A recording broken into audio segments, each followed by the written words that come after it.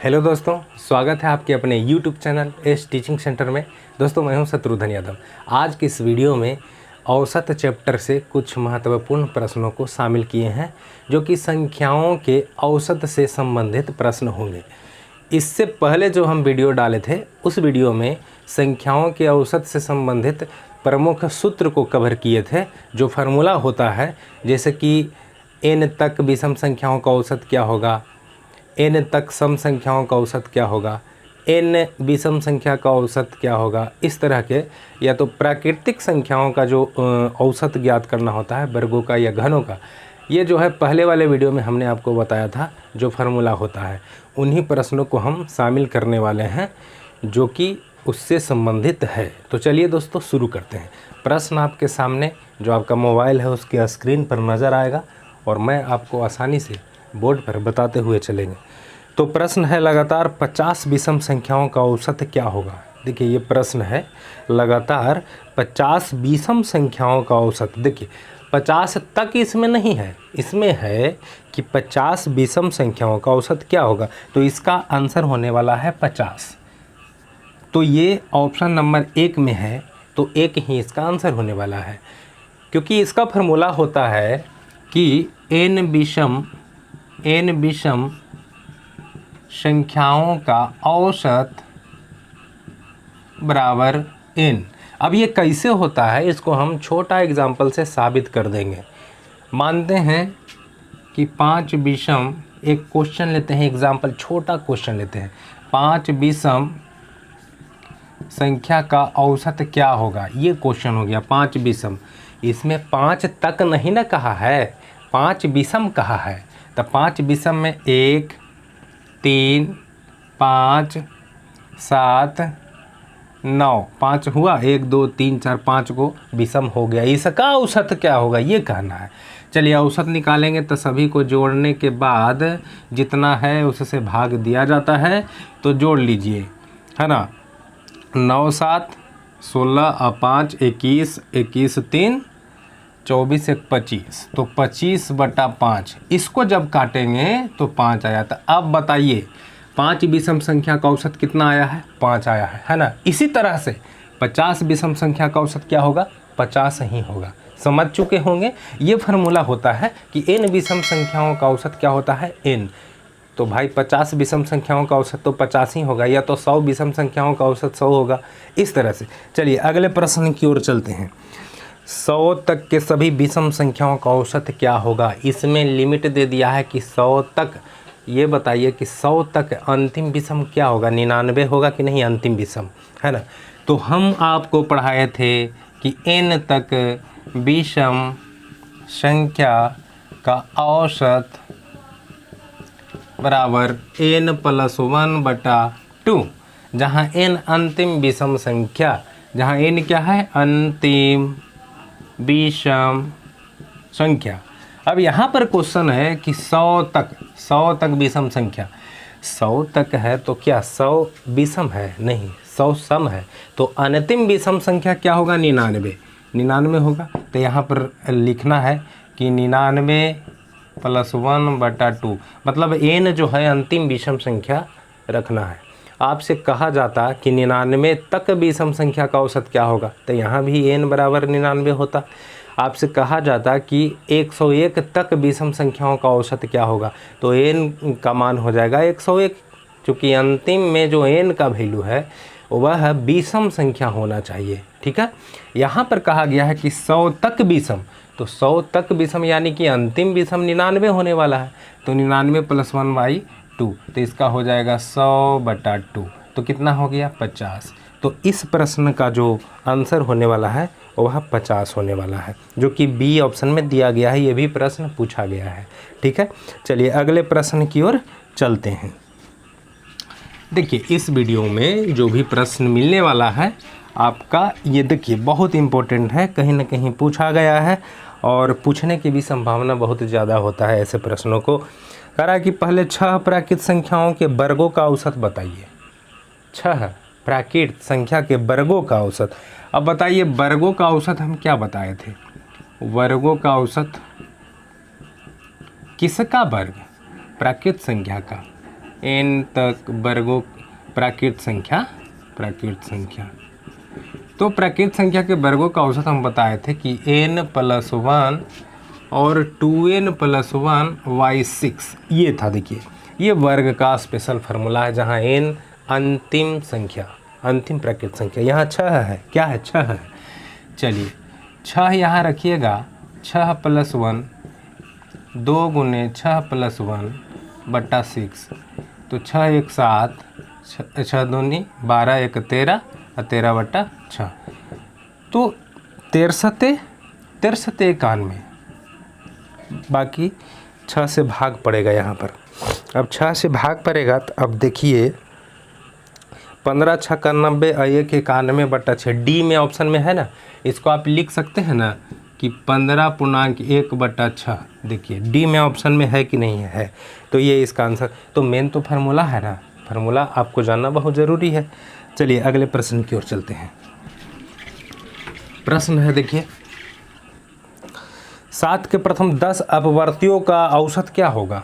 अब देखिए अपवर्त वाला, तो हम आपको एक फार्मूला बताए थे कि अपवर्त वाला कि के प्रथम n गुणजों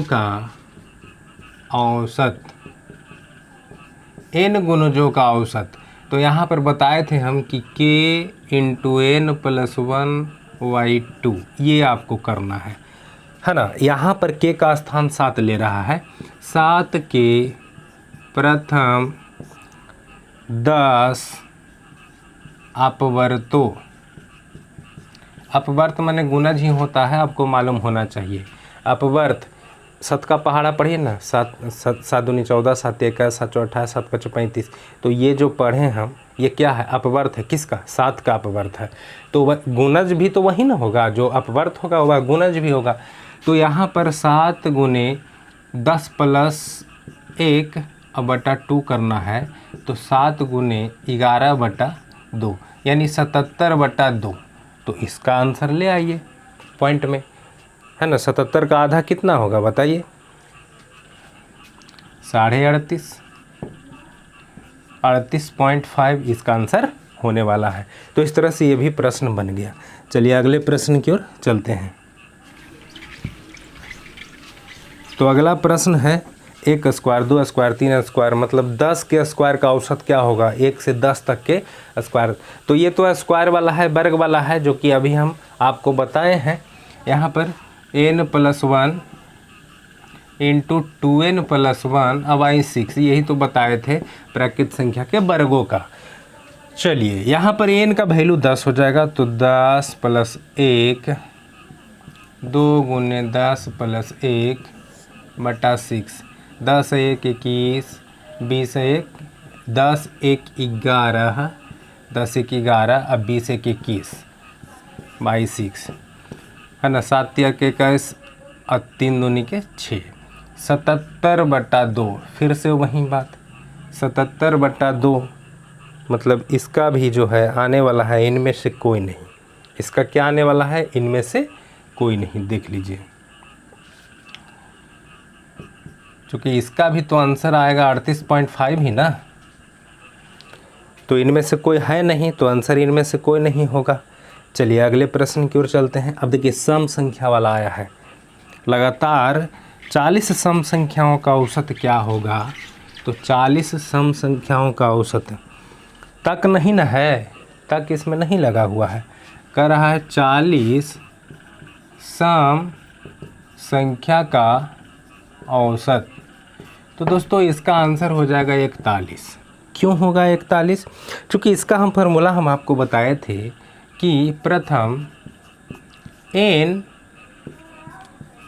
सम संख्या का औसत यदि ज्ञात करना है तो बस n+1 होता है इसका। ये फार्मूला हम आपको बताए थे पहले के वीडियो में। तो ये जो है n+1 हुआ है, तो वही तो है। यहाँ पर 40 सम संख्या है, यहाँ n सम संख्या है तो n+1 है, 40 सम संख्या है तो 40 + 1 हो जाएगा, तो 41 आंसर हो जाएगा। इसको आप छोटा एग्जाम्पल से भी समझ सकते हैं। जैसे छोटा एग्जाम्पल ले लीजिए, अगर आपके समझ से बाहर है तो छोटा एग्जाम्पल ले लेते हैं। मानते हैं कि 5 सम संख्या का औसत आपको ज्ञात करना है। ठीक है, औसत आपको ज्ञात करना है। 5 सम संख्या 2, 4, 6, 8, 10, ये 5 को सम संख्या है। औसत ज्ञात कीजिएगा तब 5 से भाग दीजिएगा सबको जोड़ने के बाद, है ना। तो जोड़िए 10 8 18 और 6 24 और 4 28 और 2 30, 30/5। अब ये काटिएगा तो 6 आंसर आ रहा है। अब यहाँ पर इस फार्मूला से अगर आप बनाते हैं 5 सम संख्या का औसत, तो 5 + 1 डायरेक्ट करके 6 आंसर मार दीजिए यहाँ पर। तो छोटा एग्जाम्पल से भी आप समझ चुके होंगे कि ये जो फार्मूला है काम करता है ना। बस आपको ये ध्यान देना है कि तक है कि तक नहीं है, चूँकि तक वाला का फार्मूला दूसरा होता है ना। देखते हैं अगला प्रश्न। तक वाला भी फार्मूला मैं आपको बता देता हूँ। जो n तक सम संख्या होता है, n तक सम संख्या वो होता है n + 2/2। ये देखिए, ये तक वाला अगर रहता कि 40 तक सम संख्या का औसत, तो हम करते 40 + 2/2। ये फार्मूला है तक, लेकिन तक यहाँ है नहीं, कर रहा है 40 सम संख्या, तो 40 + 1 41 आंसर, है ना। बहुत कमाल के फार्मूला ये सब होता है और हमेशा याद रखना चाहिए। यदि आप किसी भी कॉम्पिटिटिव एग्ज़ाम की तैयारी करते हैं तो औसत में ये जो फार्मूला है ना, आपको एकदम मुर्जमानी याद रहना चाहिए। चलिए अगला प्रश्न है कि 40 प्राकृत संख्याओं का औसत बताइए। 80 प्राकृत संख्याओं का औसत है। क्या है? 80 प्राकृत संख्या का औसत। तो भाई n तक जो प्राकृत संख्या का औसत होता था n + 1/2 होता था, आपको तो पता ही है। n तक प्राकृत संख्याओं का औसत बराबर n + 1/2, तो इसका हो जाएगा 80 + 1/2, 81/2, 40.5। इसका आंसर होने वाला है 40.50। तो दोस्तों ये था आज के वीडियो का प्रश्न। वीडियो कैसा लगा आप ज़रूर बताइएगा कमेंट में, और हमसे जुड़े रहने के लिए जो है वीडियो को सब्सक्राइब कर लीजिएगा। और बहुत सारे वीडियो जो है प्लेलिस्ट में पड़ा हुआ है, ट्रिकी वीडियो है, कुछ बेसिक वीडियो है, जो भी आप चाहें। लाभ हानि का, औसत का तो अभी कंटिन्यू चल ही रहा है। इसके पहले बट्टा का भी अपलोड हो गया है। आप प्लेलिस्ट ज़रूर जा कर के थोड़ा सा देख लें, कितना बढ़िया बढ़िया उसमें वीडियो डाला गया है। तो चलिए मिलते हैं अगले वीडियो में। हम जो औसत का आगे का जो है, आगे का इसमें बहुत सारा टाइप है, वो हम इजीली आपको बताएंगे। जैसे होता है कि एक विद्यालय में कुछ विद्यार्थी पढ़ते हैं, एक विद्यार्थी चला गया है, उसके स्थान पर दूसरा विद्यार्थी आ गया है, औसत में कुछ परिवर्तन होता है, तो फिर उससे रिलेटेड जो प्रश्न होते हैं, या तो बहुत सारे हैं ना, उसमें टाइप बाय टाइप अलग अलग है। ये समझिए कि जो संख्याओं से संबंधित टाइप है ये अभी चल रहा है। तो औसत का भी 2 से 4 वीडियो और आने वाला है, तो कंटिन्यू जुड़े रहिए। चलिए मिलते हैं अगले वीडियो में।